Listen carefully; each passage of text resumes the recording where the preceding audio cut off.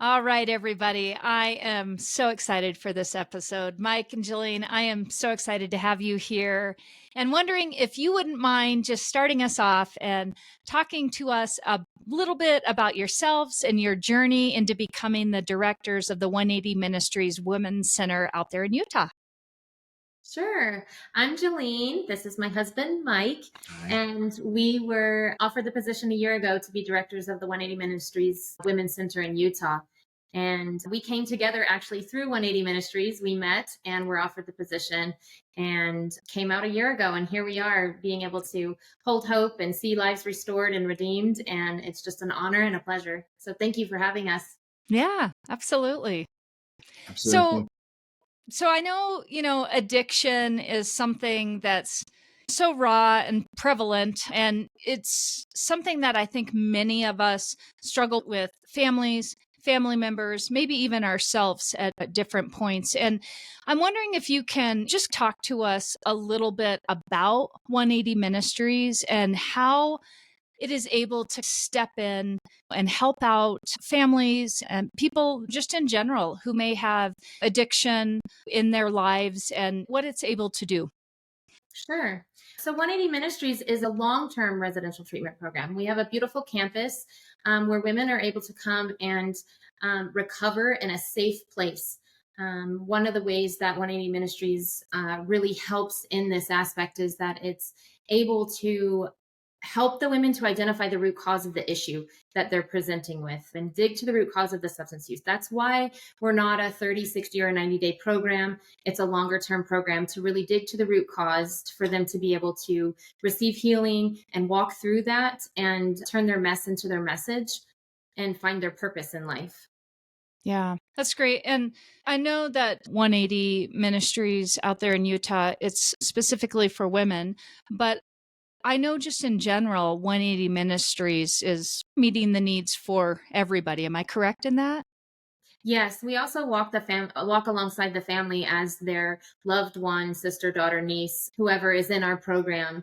We're able to support the family along that journey of what that looks like and be able to bring them comfort and peace as well, that their loved one is in a safe place to heal and be restored. Yeah, yeah. And I know we won't get too deep into this, but I know within our own family, we have had to fight through family members with addiction. And I'm just curious if you guys can talk to that a little bit I think it is such a hard thing for families to go through and for the person who's going through it or for the families that are seeing them go through it. And I think some of the hardest things is just being able to identify and reach out for help. And I'm wondering if you can maybe speak to that because I think that there could be somebody listening that is, I feel like it can be such a taboo thing. Nobody wants to really talk about addiction or what their family is going through. And I'm wondering if you guys would maybe speak to that and what families can do if they are seeing this with friends or family members. Absolutely. One of the things we love to share with families is that they're not alone and this isn't a silent topic, that there is help and we are here to help and we're here to talk with you through it. We're here to help coach. A lot of times it's hard to have those boundaries with your loved one that is in addiction. And what are the best ways to go about helping that person sometimes can seem harsh or cold, but it's loving to give the addict that type of support, that there's not a way out of this. This is what we need Hmm. to help support you in this road. And so I think it's super helpful when families are being able to be supported and assured that they're making the right choice when they're putting boundaries in with someone that's struggling with addiction. They're making the right choice by connecting them to people that can help them and helping stop other doors from opening for that one to help direct and guide them and lead them as this is the way for you to receive that help. Yeah. Yeah, that's good. And I guess, when I think about addiction and recovery programs and whatnot, and you touched on this a little bit, I think there seems to be a lot of programs out there, but I don't always feel like they're very accessible for a lot of people. And I think a lot of times families get caught in, we don't have the money for this, or we don't have the resources, or we don't even know where to go.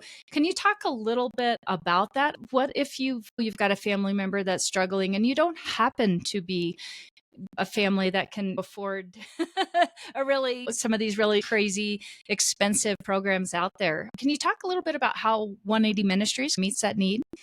Yes. So it is our goal to be able to say yes to every woman that's coming in need of assistance. And the only way that we're able to do that is through scholarships. And through scholarships that we're able to scholarship students, we work really hard to fundraise money to meet that need so that when that person comes to that position that they're of vulnerability and strength to say I need help, that we're able to say yes to them without finances being the barrier. Yeah. And is 180 Ministries all over the United States? And is it just for women? 180 Ministries alone has 3 centers. We have a men's center in Denver, and we have a women and children's center in Olathe, Colorado. And then there's our center for adult women 18 years and older in Utah. Mhm. And we are accredited through Adult Teen Challenge, which is a global program. Great. So if somebody wasn't in Utah, but they wanted to get into the program or was not in Colorado, they could come to that state for help. Is that correct? Absolutely. Yeah, we have women that can come from all over the world. Okay. Okay, great. And then men as well in the men's program? Yes. Oh, okay, great.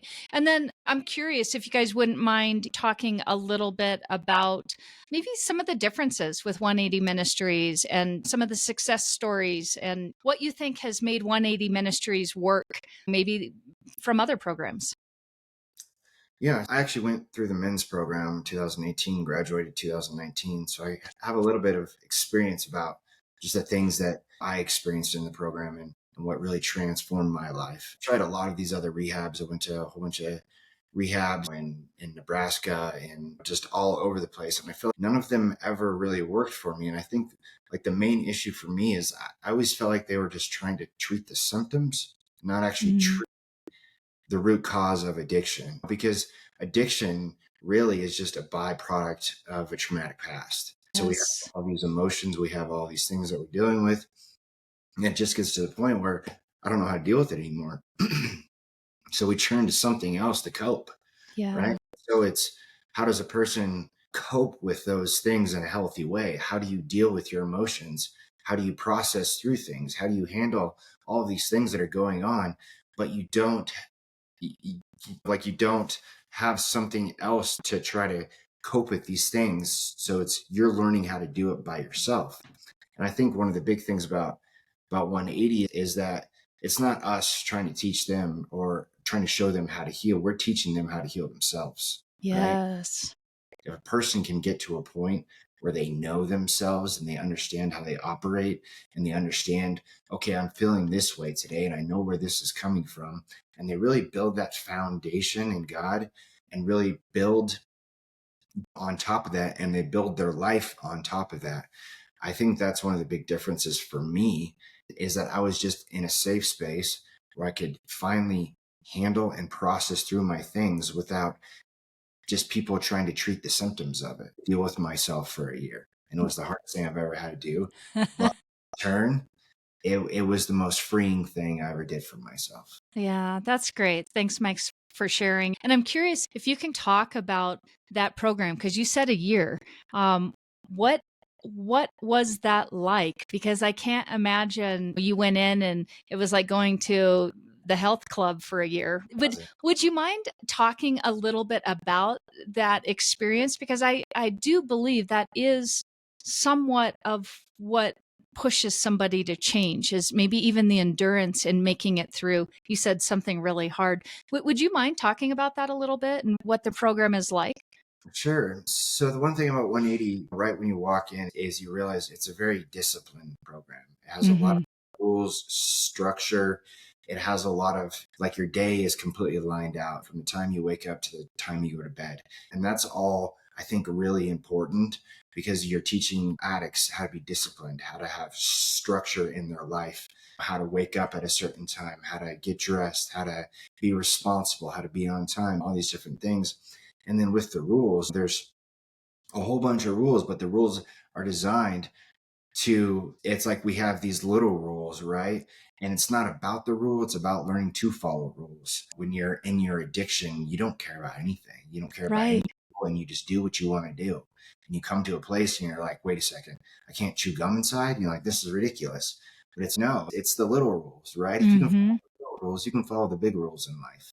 And then you have all of your classes that you're doing and all of your classwork, and then all of the discipline on top of that. So it's learning that there are consequences to everything, like good and bad. But you get to pick. You get to pick, what consequences do I want to face? Am I going to try to get away with these rules and break them and get caught, because you always do, and then have consequences of it? Or am I going to be like, no, I'm going to do the right thing? And then after you build that habit for a long time, if I keep doing the right thing and this is what's happening in my life, like things are getting better and I feel better about myself, I'm not in trouble all the time. And so the rules are there to instill discipline into a person. And then we do outside work projects, and we do mentoring, and we have classrooms, and we do all these other things. And the work projects, when I was at the men's center, we had car wash, and I'm telling you, it was not the funnest work project, but it taught you something. It taught you, how do you find joy in the midst of something so miserable, right? Right. You find happiness in something that sucks. Like, how do you work hard and give it your best and give it your all and give 100% into everything that you do? Right. And so it's teaching you how to work. It's teaching you how to respect authority.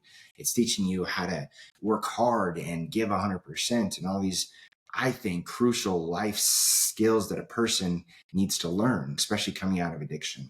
And I think the thing that sticks in my mind about that is, I'm going to bet, and you guys can tell me if I'm wrong, but I'm going to bet most of the people that are coming into these programs, unless it's the young adult program, are adults who have had probably success in their life at some point. Yeah. And so it's not like these skills that you're talking about are not things that they didn't know or didn't learn before. But I just got to believe that addiction just takes over, and all of those things that make you who you were are no longer there. And I also got to believe that probably just the building up of self again has got to play a big part in that program as well, because I can't imagine that people who are dealing with addiction are also feeling very self-confident either. And so maybe you can speak to that a little bit, because Mike, I know when in watching you go through the program as well, there was a big change in who you were entering and who you were coming out. And I'm wondering if you can talk to that and what you guys are seeing, maybe Mike, what you went through, but also just maybe even that personal change of, I don't know, I love how you said habits, but I think it's even more than that. It's almost like trusting yourself again, I would think, and trusting that you are still a good person and there is still good in you and there is purpose in your life. Yeah. Absolutely. Before I became an addict, I was actually in the Air Force. So I had a whole bunch of discipline and structure in my life, and was doing really good for myself. But you're absolutely right. In your addiction, it's almost like you lose a part of yourself. There's something inside of you, like that core of who you are, gets lost somewhere. And then you have to relearn all of these things again. And you have to go back into an environment where you relearn discipline, you relearn all these different crucial life skills again. And it's a challenge. And it's the transformation, I think, in 180, like the person that I was before I went in, and the person that I was after I went in there, was completely different. Because I think, for one thing, I've built all of my confidence again. I found who I really was. I've found purpose in my life again. I found something to live for again. And most of all, I think one of the keys to addiction is you find something you love more than drugs, right? And Yes. I found that I loved helping people more than I love drugs. So it gave me a choice. I get to choose every single day. Do I get to wake up and help people, or do I want to go back to that life? And every single day it's no, I choose what I'm doing now. So it's giving you a choice, really. Mm-hmm. Mm-hmm. I would like to add too that shame is the number one driving factor of addiction. And so when students come into the program, they're riddled with shame and condemnation and like you were saying of who they are.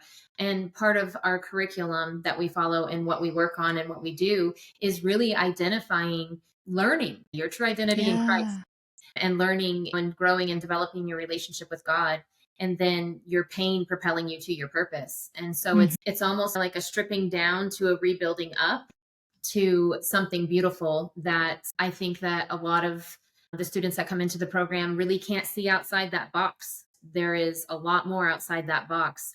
And going through that process, the breakdown and build up process to really learn that and to release that shame to be able to be restored. And part of our program where their relationships, their lateral relationships among family members have been broken and they're unhealthy. And those relationships begin to be restored as the addict is working on themselves. Their relationships are beginning to be restored laterally. And so things are just start progressively getting better and better in the length and the duration of our program. Yeah, that's great. But I would assume too that there's work that, in being in this that also just happens, like you were saying, with restoring those relationships with family members as they're going along. And or maybe when somebody gets out of it, they realize that was not a good relationship for me to have. And maybe this is not the direction I'm going to go going forward. Is that true? Do you see that? Do you see that a lot as well? 100%. I think a lot more with the women's program, a lot of the women codependency is really at the root. Hmm. And they've bound themselves to toxic relationships and really don't know a different cycle outside of that.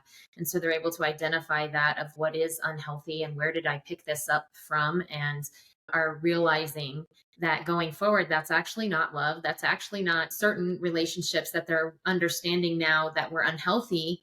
They break those ties to be set free into a better future with healthy Yeah. relationships. Yeah, that's great. So as people are listening to this and thinking, "Oh, this is something I didn't even know about," or "Gosh, I may have family friends that I think that this could help them." Do you have advice? If you were the person who either is the addict or has a family member, friend, how to support them in what to do and how to help move that friend, family member themselves into getting help. Because I think that's a tough one.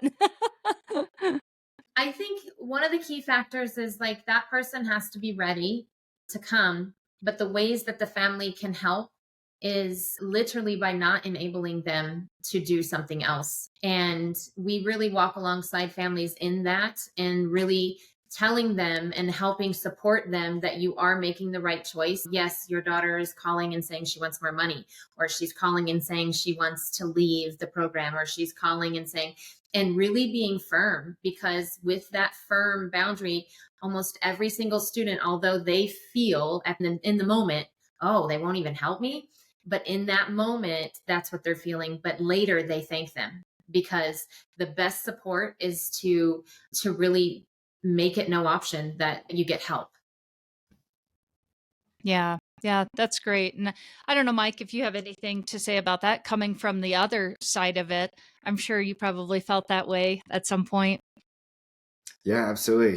There were numerous times actually in the program. It was like probably the first month I was there, and I was just in a spot, and I was just in a headspace, and I just kept telling myself, I'm never going to change. I'm never going to be different. This program isn't going to work for me. I'm just going to give up. Tried calling home, and my mom, bless her heart, she told me, if you leave the program, you can't come home. There's nothing here for you. You have to complete the program. And Yeah. literally everybody in my family gave me no option. There was no option to come back. There's no option. If you don't complete this program, if you don't change your life, and unfortunately, you can't come around the family anymore. And it was because everybody had enough of my crap. And you know what? That was literally the best thing my family could do for me at that time. That was the most supportive, loving, kind, gentle thing they could have done for me, is to say, no, we're not helping you anymore. You need to complete the program. You need to fix your life. You need to work on yourself. And by doing that, it left me no option. And because of that, because of the wisdom of my family, I am where I am today. I went from somebody that was homeless, living out of the back of my car, to directing my own center in 5 years. So that is possible for anybody, but Mhm.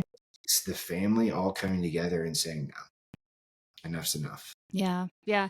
And I Mhm. can, and I just want our listeners, or anybody who's listening, and if this is something you're fighting on the family side of it, I can tell you that is the hardest thing to do as families too.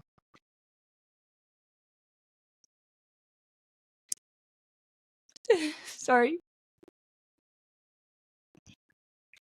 Just to watch somebody that you love so much and just see how awesome they are, to just watch them go through that hurt and to know that it feels like you're hurting them, but you're actually doing the best thing that you can for them, and knowing that they come out on the other side. And not everybody has that outcome, and I think that's why I support 180 Ministries so much, is because we were lucky enough to have somebody come out on the other side. But I know that there's a lot of families that don't. And for me, what I hope that you guys hear is that sometimes it's we say tough love, but it really is tough love. But that tough love is a lot of times the catalyst to that family member, that friend, making the change and getting them on the other side of addiction and the hurt in their own lives. So I just, I'm so glad you stuck it out. Yeah, me too. So as we're wrapping up here, I'm sure that there's a lot more that we can talk about. But if you guys had maybe three things that you were to just put out there as advice to, whether it is somebody who's listening that maybe is dealing with addiction and they just don't want to admit it, or family members and friends that have somebody in their lives that's dealing with addiction, if maybe you could just give some advice to what are the steps you can help them do, how, and then how can they, if they want to get involved with 180 Ministries as well. But first, let's just start with the advice. If you had two or three pieces of advice.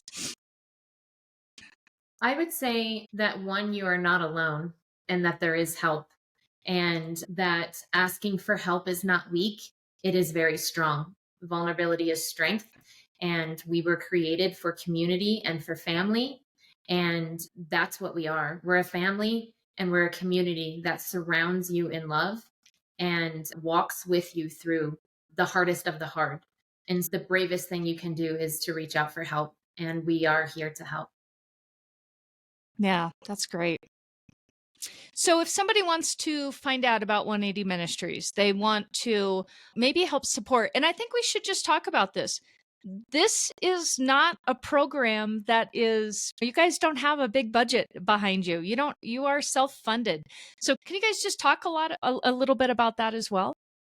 Sure. Yeah, like you said, we do fundraisers and we are fundraising, and we rely heavily on the support of our community to come around and help support financially. We scholarship our students, meet them where they are financially, and then we go to work and try to raise those funds. And we would not be able to do this without financial sponsors, and we are in need of financial sponsors to fulfill the scholarships that we've given by the end of the year. And it's just a way to invest into a life that it will be restored, and you get to see the fruit on the other side. Yeah. Uh, and so we also even welcome anyone that wants to come out to our facility and tour our facility and see what they would be investing their money to, meet the ladies in the program, to see that this is real life. We're real life. We're doing real life. We're walking through the hardest of the hard, and easing that financial burden is an incredible blessing to our ministry. Yeah. So can you talk just a little bit about what the scholarships, what is it? What is it covering? Yeah, sure. So our program is all encompassing. So when a lady comes into our program, they're completely provided for.